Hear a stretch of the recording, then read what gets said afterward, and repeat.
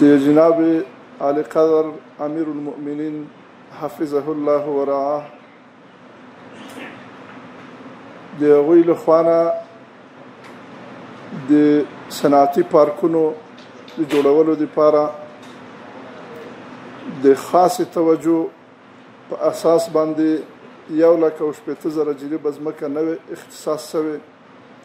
علاوه له دې نه مخکې چې کوم پارکونه په افغانستان کې تیار په ځینو ولایاتو کې موجود وو، په ځینو ولایاتو کې تقسیم او توزیع څه شوی او څه پاتې وه، نو د نوي منظور شوي قانون په اساس باندې تقریبا له 3 میاشتو راهیسې عملا د توزیع کار جریان لري. د قانون په اساس باندې هر هغه صنعتکار، هر هغه د ځمکې غوښتونکی او هغه شخص چې غواړي په افغانستان کې پانګونه او سرمایه ګذاري وکړي، هغه راځي وزارت ته عریضه راوړي او بیا د هغه نه وروسته دوی ته ځینې اسناد چې د ځمکې د ترلاسه کولو دپاره د قانون په اساس باندې اړین او ضروري ګڼل شوي، هغه چک لیست ورکول کیږي. د هغه چک لیست او د اسنادو تر ترتیب نه وروسته د وزارت په مقام کې یوه د اسنادو د ارزیابي کمیټه ده چې هغه د دغه هر غوښتونکي او متقاضي اسناد بررسي کوي او ګوري. تر تکمیل د اسنادو نه وروسته زموږ دغه هفته په جریان د 2-3 ورځو کې نهایت په یوه هفته کې د اسنادو د بررسي کار تکمیلوي. تر هغې نه وروسته بین الوزارتي کمیټه ده چې دلته د بین الوزارتي کمیټې غړي او اعضا موږ تاسو سره په مجلس کې ګډون لري، د مختلفو ذیربطه وزارتونو او ادارو استازي دي. دغه تکمیل شوي دوسیه او اسناد بیا د دغه وزارتونو بین الوزارتي کمیټې ملګرو ته وړاندې کیږي او د هغوی تر بررسي او تایید وروسته د یو متقاضي د غوښتنې او د دې د بزنس پلان په اساس باندې دته مځکه تعیین کیږي او مشخص کیږي. د مځکې اندازه، مقدار او د مځکې لپاره جای د بین الوزارتي کمیټې له خوا نه تعیین کیږي او مشخص کیږي.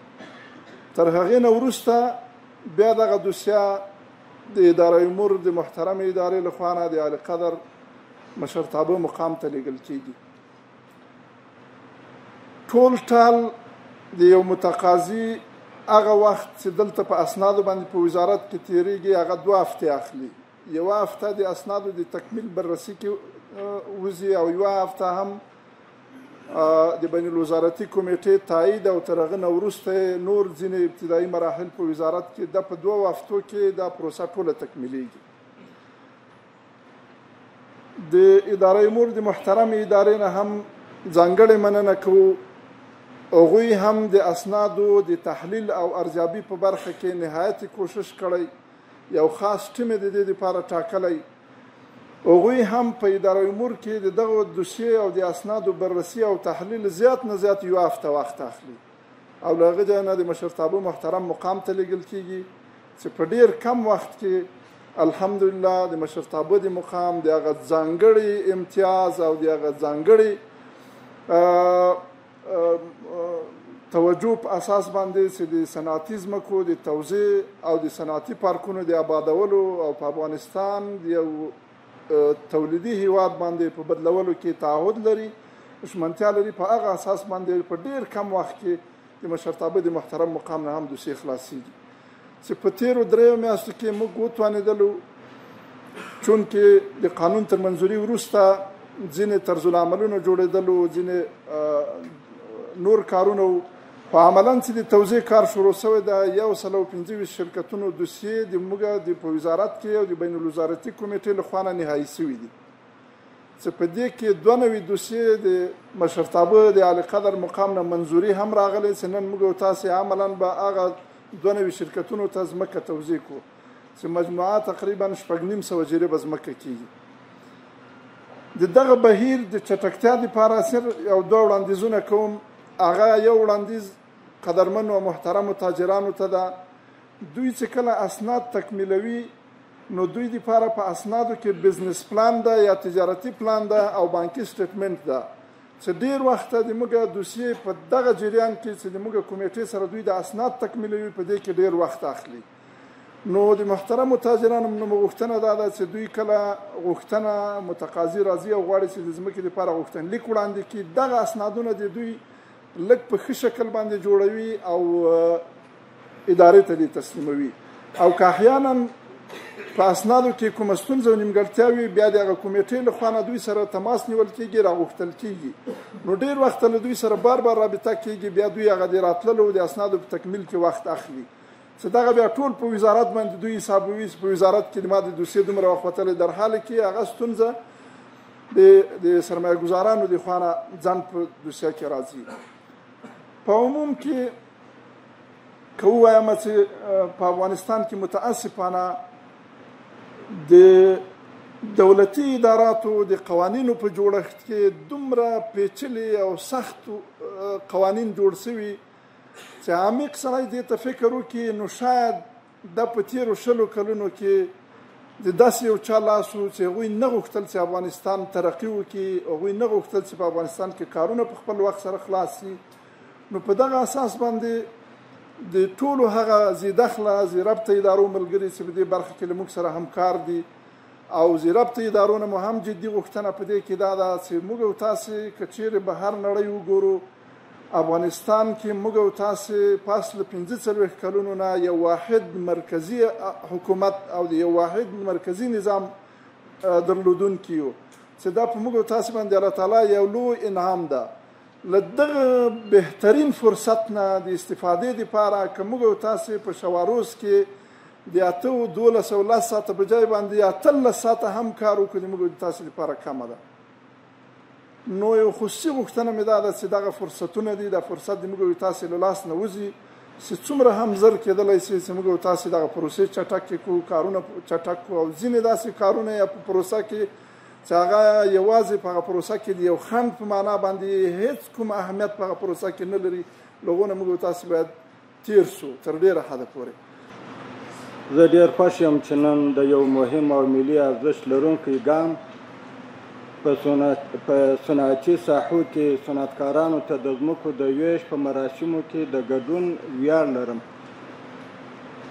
دا پروسه نه یوازې زموږ هیوادوالو ته د کار فرصتونه د رامنځته کولو یوه مهمه وسیله ده، بلکې د هیواد اقتصادي ودې ځان بساینې او صنعتي پرمختګ لپاره یو بنسټیز اقدام دی.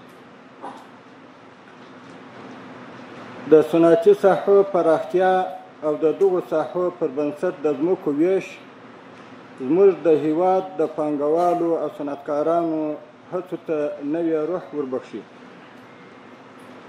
دا چاره نه یوازې له خصوصي سکتور څخه ملاتړ څرګندوي بلکې د حکومت ژمنتیا هم ښیي چې غواړي د تولید، صادراتو او کورني بازار پیاوړتیا ته زمینه برابره کړي. موږ باور لرو چې د صنعت وده د یو هیواد اقتصادي خودکفایي، ټولنیز ثبات او د بیکارۍ د کچې د راټیټولو لپاره تر ټولو اغېزناکه طریقه ده. له همدې امله زموږ هدف دا دی چې د صنعتکارانو، پانګوالو او خصوصي سکتور لپاره داسې چاپیریال برابر کړو چې هغوی وکولای شي په ډاډ سره پانګونه وکړي، فابریکې جوړي او د هیواد د تولیدي ځواک برخه وګرځي. له ټولو محترمو صنعتکارانو، پانګوالو او د خصوصي سکتور له غړو څخه مننه کوم چې د هیواد د اقتصادي ودې لپاره نه ستړي کېدونکې هڅې کوي. لکه څنګه چې پوهیږئ په صنعتي ساحو کې د ځمکو له ویش سره به یو نوی فصل پیل شي چې زموږ هیواد به له صنعتي پلوه لا پسې پیاوړی شي. قدرمنو حاضرینو، د صنعتي ساحو د تنظیم له لارې د هیواد اقتصادي ودې او پرمختیا، د خصوصي سرمایه ګزارۍ د جلب او جذب او همدارز د صنعتي ساحو د مدیریت، ساتنې او مراقبت په موخه د افغانستان اسلامي امارت زعیم علی قدر امیر المؤمنین حفظه الله تعالی له لوري د صنعتي ساحو قانون توشیح شوی دی. دا قانون په صنعتي ساحو کې صنعتکارانو او پانګوالو ته د صنعتي فعالیتونو د ترسره کولو لپاره لازمي زمینې او اړوندې نورې اسانتیاوې مساعدوي، تر څو له یوې خوا ګرانو هیوادوالو ته کاري فرصتونه پیدا شي او له بلې خوا د هیواد په اقتصادي وده او پر پراختیا کې د پام وړ لاسته راوړنې ولرو. د صنعتي ساحو جوړولو لپاره د ځمکو د ورکړې په اړه علی قدر امیر المؤمنین حفظه الله تعالی حکم کړی، تر څو د نوي منظور شوي قانون چاپیریال ساتنې او ښاري ماسټر پلان مطابق د کابل په 4 خواو کې 22,000 جریبه ځمکه، په ننګرهار، کندهار او بلخ ولایتونو کې 60,000 جریبه ځمکه، په کندوز ولایت کې 10,000 جریبه ځمکه او په پاتې نورو ولایتونو کې د امکان په صورت کې د صنعتي پارک لپاره په هر ولایت کې 1000 جریبه ځمکه، د کوچني صنعت او تشبثاتو لپاره په هر ولایت کې له 10 څخه تر 500 جریبو ځمکه ځانګړې او وسپارل شي. له نیکه مرغه د صنعت او سوداګرۍ وزارت په مشرۍ او د نورو وزارتونو او ادارو په نږدې همکارۍ د یاد حکم د تطبیق په برخه کې لازم او د پام وړ اجراءات ترسره شوي دي او تر اوسه پورې شاوخوا 80,000 جریبه ځمکه د صنعت او سوداګرۍ محترم وزارت ته انتقال شوې ده. د همدې هڅو په لړ کې نن ورځ موږ او تاسې یو نوي صنعتکارانو ته د صنعتي فعالیتونو په موخه په صنعتي ساحو کې د ځمکو د ملکیت د سند د ورکړې شاهدان یو. زه د هیواد د صنعتي ځمکو له ګټې اخیستونکو څخه په ټینګار غواړم چې د یادې ځمکې څخه د تولید او د صنعت د پیاوړتیا په برخه کې مناسب او مؤثره ګټه واخلي. الحمدلله د خوشحالۍ ځای دی چې نن د ورځ په یو داسې غونډه کې شرکت کوو چې د افغانستان په تاریخ کې اثار کم لیدل کیږي، چې هغه د صنعتکارانو دپاره د مځکې د ویش اسناد توضیح کیږي. لکه څنګه چې تاسو ته معلومیږي چې امارت اسلامي مشرتابه د صنعتکارانو او تاجرانو پانګوالو دپاره ځانګړي کمیټې او کمیسیونونه جوړ کړي دي، چې د دې کمیسیونونو او کمیټو په ذریعه باندې خپل د ولس او خپل د معززو صنعتکارانو تجارانو دپاره هر اړخیزه د کار زمینه برابره کړې ده. نو موږ هم د ټولو صنعتکارانو تجارانو وروڼو څخه هیله کیږي چې د دې زرین فرصت څخه په استفادې باندې او د دې سرتاسري امنیت په استفادې باندې په افغانستان کې پانګونه وکړي او خپل ولس ته د کار زمینه برابره کړي. او لکه څنګه چې امارت اسلامي د اقتصادي کمیسیون په سر کې محترم مشر حاجي ملا صاحب دی په هر وخت کې په سختو شرایطو کې تاسو ته د کار زمینه برابره کړې ده او وخت په وخت باندې مختلف سفرونه کړي دي او ستاسو د صنعت د ودې دپاره نه ستړي کېدونکو خدمتونه کړي دي. نو څنګه چې تاسو ته معلومیږي امارت اسلامي د کابل په سطح باندې د 50,000 جریبه ځمکه چې د غاصبینو او د زورواکانو څخه خلاصه کړې ده د کابل ولایت د رهبري تر چتر لاندې د امارت اسلامي و مختلفو ادارو ته سپارل شوي دي. خو لله الحمد نن د ورځ هغه ځمکې دي چې ستاسې په خدمت کې ستاسې ته سپارل کېږي او انشاءالله العزیز موږ به خپل وس نه سپمو. لکه څنګه چې موږ مشران تاسو ته د امنیت او د کار د زمینې ډاډ درکوي، موږ به انشاءالله العزیز ستاسې د سر او مال امنیت ساتو او تاسو ته به د هر اړخیزه خدمت زمینه برابرو. زه ډېر خوښ یم الحمدلله چې د افغانستان د صنعتکارانو په استازولۍ د دغې غټ قشر د دغې زحمتکشو او وطندوسته پانګوالو په استازیتوب نن دلته په داسې ځای کې د حاجي ملا صاحب په مخ کې ولاړ یو چې هغه ژمنه چې د افغانستان د اسلامي امارت امیر المؤمنین شیخ صاحب حفظه الله د موږ صنعتکارانو سره 2 کاله مخکې کړې وه چې 8 پیشنهادونه مو لرل، ټول الحمدلله تطبیق شول. که هغه د خام مواد وو که هغه ارجحیت وه د تعرفې که په بالمثل تعرفو باندې محصولات زیاتول وو که هغه مشکلات نور د صنعتکارانو د امنیت په بخش کې وو.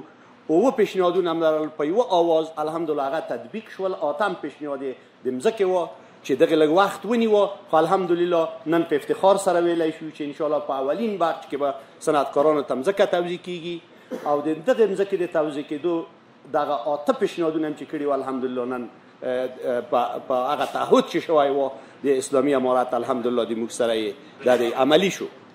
ورونو والی صاحب د کابل او جناب معین صاحب ډېرې ښه کتاب بالخاص حاجي ملا صاحب توجه وکړه. په افغانستان کې په د غونډ کابل کې د افغانستان صنعتکارانو ته 15 جریب مځکه موږ ته په 20 کالو کې راکړل شوه چې دلته ما همکاران شته. په جمعه احمد محمدي کې 15 فابریکو ته موږ ته مځکه ورکړل شوې په 20 کالو کې د غصب دپاره، د چور دپاره، د بلاد منزلونو دپاره، د زورواکانو دپاره مځکه وه، خو د افغانستان صنعتکارانو دپاره مځکه نه وه. زه په تیرو باندې نه ځم ځکه چې زخمونو باندې بس د افغانانو باید ملهم کیږدو او ټاپه کیږدو، خو لااقل یاداوري دا وشي چې د ملک سره اخلاص څوک څه لري. د ملک سره چې څوک اخلاص لري دغه د اعمالو نه معلومیږي. یو سړی نه شي ویلی چې زه مخلص یم خو عمل یې د غیر مخلص وي. ځکه که څوک اخلاص لري نو د ملک جوړوله، د صنعت جوړوله دا د ملک سره لیونۍ مینه غواړي، محبت غواړي، په ملک باندې باورمندي غواړي. ما پرونه وویل هغه که خصوصي سکتور دی که عامه سکتور دی. د خصوصي سکتور الحمدلله مشران دلته تاسو وینئ په دغه ځای کې دا د وطن هغه رښتیني ځوانان دي چې انشاءالله حاجي ملا صاحب دا به درته ثابتوو که خدای کول چې تاسو د کمیت کیفیت خبره تاسو وکړه. دا د موږ وظیفه ده انشاءالله چې تاسو مځکه موږ ته په اختیار کې راکړئ. که خدای کول زر تر زره به په دې باندې کار کوو. جناب حاجي ملا صاحب اوس دا ښکاره شوه چې جنګ د تعرفې دی، د تعرفې جنګ لکه څنګه چې ملا صاحب ویل چې انشاءالله تعرفې به موږ لوړوو. شکر الحمدلله د موږ مشران داسې نقطو ته متوجه دي. دا نقطه داسې اسانه باید موږ تاسو فکر په تیر نه شو. او په دوام قدم کې د موږ پیشنهادات هم لرو جناب حاجي ملا صاحب. کاملا درته ډاډ درکوو چې انشاءالله د افغانستان صنعتکاران ستاسو په خوا کې دي، د خپل هیواد په خوا کې دي، د خپل وطن په خوا کې دي. دا اوس هم پرون په دغه نمایشګاه کې چې هلته جوړه شوې د افغانستان په تاریخ کې تاسو ترقي د صنعت ګورئ الحمدلله. په خپل هم ولیده. زه د زړه د کومې مننه درنه کوم چې حاجي ملا صاحب تا آخره موږ سره په مجلس کې کېناستې. ما نن هم همکارانو ته ویل ملګري حاجي ملا صاحب دومره کارونه دی غونډه افغانستان کار ورده غاړه دی، خو د موږ سره وزیر صاحبان او ټوله کابینه تا آخره په مجلس کې کېناسته او د موږ خبرې یې واورېدې غورپه په غورپه سره وګرځېدو. دا حتما یو څه پیام لري افغانانو ته. د افغانانو ته داسې پیام لري چې افغان صنعتکاران او سرمایه‌ګذاران په دې باورمند کوي چې موږ اوس یو څوک لرو چې د موږ پوښتنه وکړو. موږ یو څوک لرو چې د موږ غږ واوري. موږ یو څوک لرو چې د موږ د سرمایې نه دفاع کوي. موږ یو څوک لري چې د موږ د ملي نوامسو نه، د موږ د عزت نه، د موږ د آبرو نه دغو نه دفاع کوي. و چا چې د ملک په خاطر وینه ورکړې وي، و چا چې د ملک په خاطر ټول دغه مشکلات او په لکونو میلیونونو موږ تاسو ته کونډې او یتیمان او معلولین او معیوبین را د غاړې دي. جناب معین صاحب ډېر ښه ټکي ته خبر وکړه. دا عیب دی که موږ تاسو اته ساعته کار کوو. زه یوه خبر درته کوم ګورئ چې کله تیر یاد نه کوو د مخ کله کله وي تیر ما یادوئ، خو چې یاد یې نه کړي په مخکې څه خل ته پلان جوړوي. د پنجشنبې ورځ په افغانستان کې رخصتي وه. افغانستان دومره قوي اقتصاد لاره چې جمعه به هم رخصتي وه، پنجشنبې به هم رخصتي وه. یو سړی به د وردګو د شملتونه روان و یا به د چغچران نه روان و، هغه بیچاره به چې دلته راغی دفتر به بند و. شنبه و یکشنبه به انټرنیشنل مارکیټ بند و. یعنی موږ 3-4 ورځې په هفته کې کار کوو ځکه د دنیا پیسې ورېدې. فکر مې کوه چې همیش به د ملک معاش به هم بل څوک ورکوي او داسې یو ملک په هر ترتیب. نن الحمدلله زموږ مشران وي چې ګورې 18 ساعته کار وکړي. دا هم کم دی افغانانو ته ځکه موږ دومره زخمي هېواد یو. 50 کاله هم په دې ملک کې جنګ تېر کړی، خو د خدای نه راضي یو. د خدای نه راضي یو چې انشاءالله اوس د موږ د پوښتنې څوک شته. 2-3 خلاص پیشنهادونه لرم. یو خو دا دی چې د بانکي سکتور په مابین کې او د خصوصي سکتور په مابین کې حاجي ملا صاحب د اعتماد باید را مابین ته شي. دغه بی‌اعتمادي داسې پیدا شوه چې دا سټیټمنټ چې جناب معین صاحب یاد کړل زموږ په اکثره ولایاتو کې زموږ د صنعتکاران په بانک باندې هغه په خصوصي بانکونو باندې هغه باورمندي نه لري لکه چې باید وي. دا که یو مجلس شي چې موږ د دې ته پیسې ورکړو اقل د موږ پیسې ورته وساتو بله ورځ بیرته راکړو. دغه ډېر مهم دی ځکه موږ بانکي سټیټمنټ درکړو. دغې ته باید یوه بدیله لار پیدا شي چې د سراپ ورقه یا یو څه شی وغوښتل شي تر څو دغه پروسه لږ ګړندۍ شي د مځکو د ویش. او بل مې پیشنهاد دا دی حاجي ملا صاحب تنها په دغه کابل کې 800 فابریکې زموږ تنها په کرایي ځایو کې ژوند کوي. ما هیله د وزارت نه او د ټولو مشرانو نه به دا وي چې اول هغو خلکو ته د مځکه ورکړل شي چې څوک په کرایي ځایو کې ژوند کوي. اولیت هم دا وي او جناب معین صاحب د کور آباد وي د وزیر صاحب موږ سره قول کړی چې حتما به انشاءالله دا کار کیږي. دوهم د موږ مهاجرین دي جناب حاجي ملا صاحب پرون زه ډېر خوښ شولم چې جناب وزیر صاحب دوی ته یو تقدیرنامه ورکړه یوه فابریکه حتی ډېرې فابریکې د اوس موږ د کراچۍ نه پاکستان نه د ټولو ځایونو را روانې دي او په افغانستان کې دغې خلکو ته اولیت باید ورکړل شي چې دې ته باید مځکه ورکړل شي. په اول کې که دې ته ورکړل شي یعنې موږ په یوه اتفاق د دې په خوا کې ولاړ یو چې دوی ته مځکه ورکړل شي. په دوی تقدیرنامه مو کمپنۍ ته ورکړه الحمدلله لویه کمپنۍ وه په کراچۍ کې کار کوو شکر غلی دا د ملک دپاره افتخار دی. حالا الحمدلله رهبری امارت اسلامی به خاطر پیشرفت ترقی صنعت و تولیدات و خودکفایی ملت مردم افغانستان در ارتباط ضرورت‌هایش و لوازمات‌هایش و خوراک و پوشاک و توشاکش که شب و روز گام می‌وردارند تا که در این عرصه ما خودکفا شویم، تا که ما از محتاجی خلاص شویم. نان ما، ذرات ما، لوازمات ما در خانه ما برای ما تهیه شود. تا با حالی که بود از بیرون برای ما همه چیز می آمدن. بیرون هر چیزی که بیایند در عوض در قبال از جیب ما و شما پول ما و شما را می کشند و چیزی که از خانه ما تولید می شوند داخل جیب ما دور می خورد. از یک جیب می برایند و با دیگر جیب داخل جیب افغانهای ما و شما دور می خورند. بنان کوشش به کار است که در ارتباط تولیدات و در ارتباط خودکفایی جمعی لوازمات و ضروریات و خوراک و پوشاک زندگی خود ما خودکفا باشیم، بلکه از این ملک افغانستان افتیده و جنگ زده وارداتی به یک ملک پیشرفته صادراتی تبدیل شویم. الله سبحانه و تعالی میگویند که ما این روز را برای شما به خاطر که تلاش بکنین به خاطر رزق روزیتان خلق کردیم. و در افغانستان 40 سالی که 45 سال جنگ بوده، مشکلات بوده، مردم ما، جوانای ما، دانشمندای ما، تجارای ما، سرمایه‌گذارای ما با فکر آزاد سرمایه‌گذاری خود کرده نتانستند، به این ملک غربت مسلط شدن، مسکنت مسلط شدن. به این خاطر ذهن مردم ما هم به این عادت کردن، به این سخن یک شعار بین مردم، یک نقل قول بین مردم جور شدن که والا زندگی نیست، روزی نیست، وظیفه نیست، چی نیست و چی نیست. او شکلی نیست.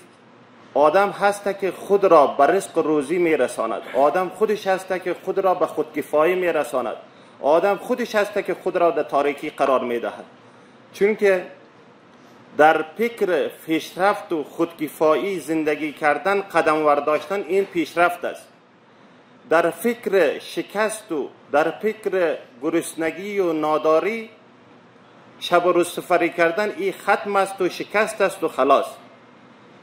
و تجارای عزیز ما، سرمایه‌گذارای ما، خصوصا هم صنعتگرای ما در بخش تولیدات داخلی که چه زراعتی است، چه مالداری هست، چه وسایل و اسباب است، در ارتباط همهشان فکر پیشرفتی داشته باشند، فکر انکشافی داشته باشند، فکر خودکفایی داشته باشند.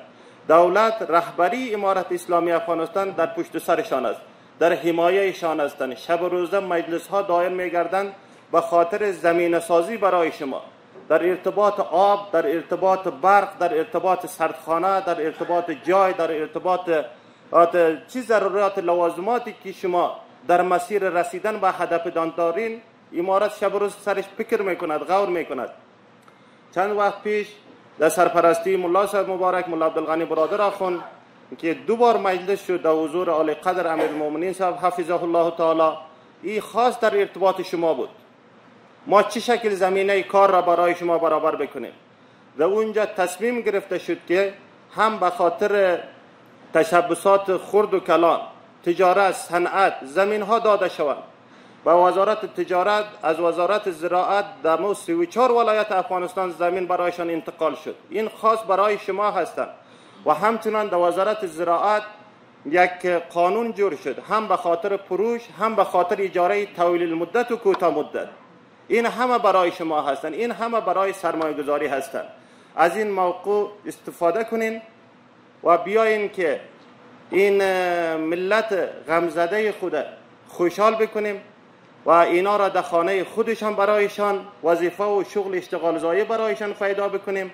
امروز همه ایتان باور داشته باشه که در عرصه اقتصاد همه دنیا به این قائل است که الحمدلله برنامه اقتصادی امارات الحمدلله خوب است.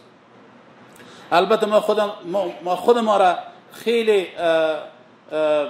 با اطمینان حس نمیکنیم. ما در مقابل ملت دیگه هم، خودم شخصا حاجی ملا صاحب الحمدلله شب و روز کوشش میکنن، کار میکنن، مسئولین امارات کار میکنن. ما میگیم دیگه از این کدن خوبتر باشیم، ما میگیم از این کدن دیگه بهترتر باشیم. و خودتان معلوم است روزای اولی که امارات آمد، هر فرد امارات و هر فرد افغانستان فقط خواهشش همی بود که ما پولایی که از طرف آمریکایی ها و از طرف اجانب بلاک شده است ای آزاد شود. ما یقینا دارم یک سال یک نیم سال شده نام میرم الحمدلله ما شما از صحنه بیخی برداشتیم و دل ما را تاک کردیم، گفتیم خود ما باید به پای خود استاد شویم. اگر واقعیت وا جفا کردن در حق ملت ما، جفا کردن در حق غریب و بیچاره ما مظلوم ما، ولیکن الحمدلله این روز است که به اولی کف دست خود، به مهنت خود و به کوشش خود صنعتکار ما، تجار ما، مردم ما و کارگر ما الحمدلله زحمت میکشند و اطلاق ما روزی حلال پیدا میکنند. مشکلات است و به خاطر مشکلات، به خاطر رفع مشکلات شما باور کنید که به خاطر رفاه اگر یک موتر یک مسئول سوار میشه، یعنی به این نیست که ما خدا نخواسته موتر ندیده باشیم یا کار دیگه نباشه، فقط به خاطر مجبوریت است که از یک جا به دیگه جا میره. اگر والله اگر به خود ما موتر میقدر که زریس یا لنکروزر یا هرچی شما باور کنید که اینقدر لذتی ندارم. ما کوشش ما دیگه است که یک همسایه ما، یک برادر ما، یک هموطن ما اگر آرام باشه ما آرام هستم، اگر آرام نباشه خدا نخواسته واقعیت همه امارات نارام است و به این ان شاء الله شب روز کوشش میکنن. برنامه‌ای را که امارات الحمدلله پیش رو داشت احسان پروردگار امنیت بود. به خودتان معلوم است هر کدامتان 6 نفر 10 نفر 15 نفر بادیگارد بود. امروز ما یقین دارم الحمدلله که از این مسائل تا اندازه الحمدلله حل است و مشکلی نیست. احسان پروردگار. بلند بردن سطح اقتصاد کشور بود. این برنامه‌ای که پیشتر یادآوری نکردند تقریبا در حدود 150,000 بالاتر به خاطر پارک‌های صنعتی از طرف شیخ صاحب بسیار به سهولت به آسانی منظور شد و این کمیسیون اقتصادی حمایت کرد. الحمدلله وزارت محترم زراعت را شب رو زحمت کشید. در ظرف 3 ماه تقریبا بالاتر از 80,000 قسمی که دوستای بیان کردن بیشتر از 80,000 به وزارت صنعت و تجارت آمد. و در کمیسیون اخیری که در حضور شیخ صاحب داشتیم این ما به این خاطر بیان میکنیم که 180,000 جریب زمین به خاطر مواد خام فابریکه هاست. متوجه باشه. یعنی بعد از این ما یک گپ به همه دوستا میگیم که باید هر فردی که صنعتکار است پیش رویش باید صادرات داشته باشه.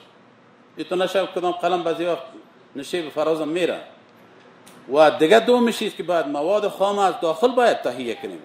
تا چه وقت ما این باشه که لقمه تیار بیاریم در داخل ماشین پرتیم، در بوجیا مثال شیر خشک میاریم میپردیم از طرف میکشیم آیس کریم، شیر خشک میپردیم از طرف میکشیم کار دیگه. ما هم شیر خشک در خانه میگیریم در بین او گرد میکنیم میخوریم. حاجت چی است که از جیب ما پول میکشی؟ خواهش میکنم برادری خواهش میکنم چون بعضی موضوعات بسیار تکنیکی است. تکنیکی هر وقتی که هر کسی که یک دوست میخواد همراه ما بحث کنه ما همراهش در حضورشون هستیم. از هر فردی که کاغذ تولید میکنه ما خواهش میکنیم باید مواد خامش باید از داخل باشه. حتی کسایی که مثالی امروز الحمدلله در بخش صنایع فولاد ما به خودکفایی رسیدیم. تا چه وقت شمش بار کنیم از یک کشور دیگه بیاریم در افغانستان؟ صبر قطع میکنم میگم من نمیدونم خودم ضرورت دارم. ما باید به پای خود باید استاد باشیم و هیره اگر از حضور شیخ صاحب می باشه، از حضور آجی ملا صاحب می باشه، از یخن ما باید بیایی بگیره که ما مواد خام معدنا را براتون تسلیم کنیم، شما باید مواد خام داخل افغانستان تهیه کنیم و منحصر به این نباشیم که آهن کونه را کجا تانگ روز فصل باران ما میزنیم امریکایی را بازوجا شما ذوق کنید بعد از این سیخ و گل جور کنید. لطفاً جناب هر دو بزرگواری که اینجا هستن دیگه دوستایی که هستن خواهش میکنم من مواد خام باید از داخل تهیه کنیم. یکی از ضروریات زندگی ما شماست. خرید خور نباشیم.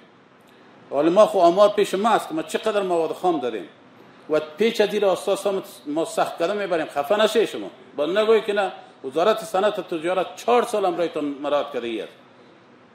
دیگه از یک امرایتون بریم چی یک خرید خور باشیم و چی یک فابریکه تیار داشته باشیم که را با صنعت تحویل میکنی یا هر کاری که میکنی. لطفاً و دیگه کسایی که در بخش های نوشابه باب هستند که خیلی ترقی کرده این سکتور ما الحمدلله، لطفاً ما خواهش میکنیم که صادرات پیشرو باید داشته باشیم و بعد از این شاید به این اندازه نباشه که ما مواد خام در حضورتون براتون چی بکنیم بدیم. کنسانتریتی که در داخل افغانستان است باید از اینجا بعد ما شما تهیه بکنیم. خیر است. اما اگر نداریم گپی نیست، بر از او یک حدود قائل میشیم. اگر مثلا یک امروتش نداریم، یک چیزش نداریم، تربوز خود داریم، خربزه که داریم ما برادر، سیب داریم، دیگه هم چیزایی که داریم، بیا از یک دفعه استفاده کنیم تا وقتی که به یک مرحله و به یک سطح برسیم. فقط خواهش برادری ما همین است. الحمدلله برنامه های کمیسیون اقتصادی به خودتان معلوم است که اگر هر لحظه ای که یک چیز فهمیده که نمی به نفع صنعتکارای ماست همون را حمایت کرده. وزارت محترم زراعت تشکری میکنیم که اما یک 80,000 جریب زمین شب روز زحمت کشیدن در اختیار صنعت گذاشتن. از جناب حاجی ملا صاحب محترم ما خواهش میکنیم، در کابینه دیروز خواهش کردیم، واقعیت 1,60,000 جریب زمین یک ذره زور میخواد که باید ما آباد کنیم و اگر آباد ما باید بکنیم به شکل خیلی پیشرفته باید آباد بکنیم. خواهش میکنیم که به خودتان معلوم است که همون زیرساختی که پس صنعتکارای ما میده تماما در همون مصارفی که از طرف امارات میشه، از طرف وزارت محترم مالیه میشه، پس دوباره کور میشه، ولی که یک ذره زمانگیره. امیرا جناب حاجی ملا صاحب محترم یک حمایت کنن که پارکای صنعتی را باید به شکل بسیار مدرن پیشرفته باید ان شاء الله جور بکنیم. با امید پروردگار مشترک جور میکنیم ان شاء الله. و جناب حاجی ملا صاحب خب به خودتان معلوم است که در بخش برق یک مشکلات عمده از صنعتکارای ماست. به همه دوستان معلوم است در بخش برق شب روز زحمت میکشن، شب روز. من خودم شاهد هستم که در تمام مجالس یک دفعه موضوع برق یاد میشه و دیروز الحمدلله به می حمایت بود، به می فشارایی بود که از طرف حاجی ملا صاحب بود، عمری صاحب یک مسئله مهم یادآور شدن که 900 مگاوات برق الحمدلله زیر برنامه کاری است و ما افتخار میکنیم به این برنامه الحمدلله. یک کمی ان شاء الله چون خواهش سکتور خصوصی است که در هماهنگی با ما باشه، جناب کمیندادا صاحب یادآور شدن به خاطر نرخ، به خاطر تغییرات تکنولوژی آینده، به خاطر از اینکه میشه خدا نخواسته ما در بخش مسائل سولار زیادتر توجه داریم، میشه می سولار بر ما کارآمد نشوه، این باید به تبدیل شوه به برق زنده. بعضی موضوعاتی هست ان شاء الله تکنیکی میتونن که سکتور خصوصی در این برنامه امرای برشنا و وزارت محترم برق صحبت داشته باشند.